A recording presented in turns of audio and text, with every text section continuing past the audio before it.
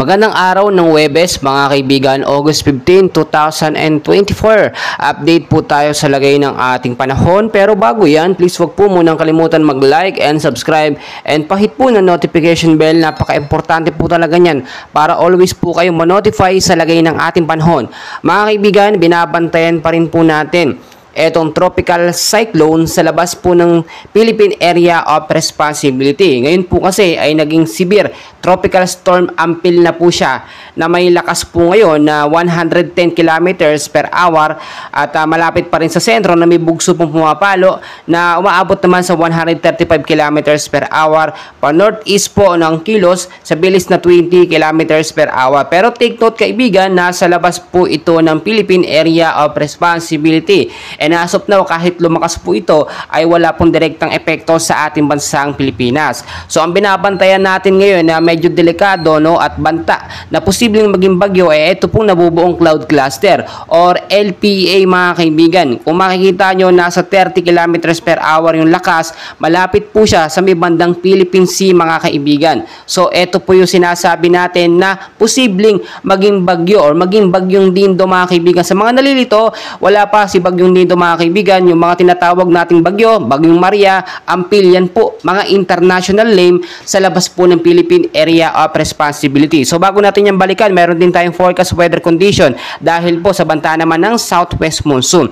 So ngayong araw, sa area po ng Ilocos Region, Batanes, Babuyan Islands, maulap po na kalangitan ang mararanasan dyan sa may bandang hapon. Mga isolated light rains and heavy rainfalls din po ang ating aasahan pagdating naman sa gabi. Cause po yan sa hinhi ng southwest monsoon mga kaibigan. So ngayon pa lamang po pinag-iingat tayo sa banta po ng pagbabaha, especially sa mababang lugar at landslide po sa mga mountainous area o sa mga matataas po na lugar. Dito naman po sa area ng Cordillera Administrative Region at the rest po ng Cagayan Valley mga kaibigan, maulap din po na kalangitan ang mararanasan sa hapon at sa gabi. Pero itong madaling araw mga kaibigan, alam naman natin madalas umuulan po yan dahil po yan sa southwest monsoon mga kaibigan. Ganon din yung impact nito ay babala din sa posibleng pagbaha sa mababang lugar at landslide din po sa mga landslide prone area. Paulit-ulit ko pong sinasabi sa inyo yan mga kaibigan. Dito naman po sa Metro Manila at ilang bahagi ng ating bansa na hindi naman apektado ng southwest monsoon ay apektado naman po ng localized thunderstorm. So kung nagtataka kayo kung may bigla ang bugso ng malawakang pag-ulan sa Metro Manila, wala namang southwest monsoon dahil po yan sa localized thunderstorm.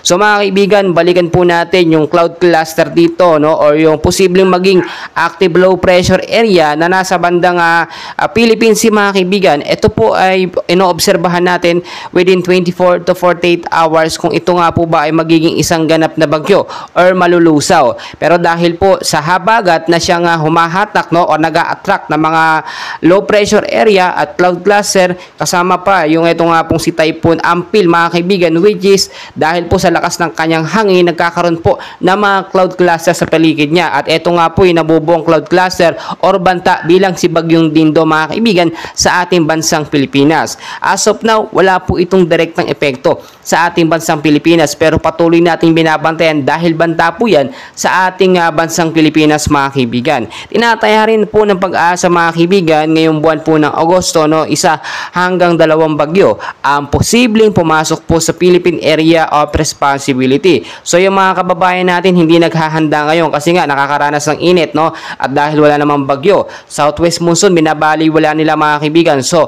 ngayon po yung tamang panahon para maghanda tayo, linisin yung mga estero mga kanal na laging may barado ng mga basura, in case magkaroon ng biglaang pag-ulan, hindi po tayo mauuwi sa pagbabaha, kagaya po ng naidulot ni Super Typhoon Karina na talagang baha po ang naidulot sa ating bansa.